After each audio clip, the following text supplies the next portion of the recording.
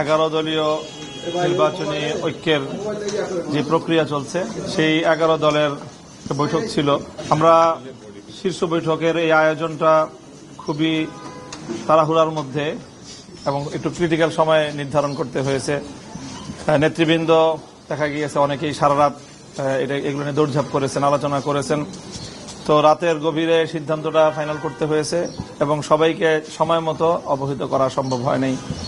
তো সেই হিসাবে এই জায়গাটায় একটু গ্যাপ ছিল, সবাই সময় মতো উপস্থিত হতে পারেনি। এরপরও আমরা ম্যাক্সিমাম প্রায় 10টা দলই এখানে উপস্থিত হয়ে এই বৈঠকটা আমরা সম্পন্ন করেছি। ইসলামী আন্দোলনের সাথেও নেতৃবৃন্দের সাথে আমাদের কথা হয়েছে, বৈঠকের আগ দিয়ে বৈঠকের মধ্যে থেকেও আমাদের কথা হয়েছে এবং আমরা আশা করছি যে আমরা একসাথেই রাত 8টায় আমাদের প্রেস কনফারেন্স হবে ডিপ্লোমা ইঞ্জিনিয়ার্স ইনস্টিটিউশনে। সেখানে ইনশাল্লাহ আমরা আমাদের চূড়ান্ত বক্তব্য যেগুলো সব ঐক্যবদ্ধভাবে আমরা উপস্থাপন করতে পারবো বলে আশা করছি। ইসলামী আন্দোলনের ব্যাপারে আমাদের প্রত্যাশা যে ইনশাল্লাহ আমরা যেভাবে একসাথে শুরু করেছিলাম আমরা একসাথেই সামনের দিকে অগ্রসর হতে পারবো।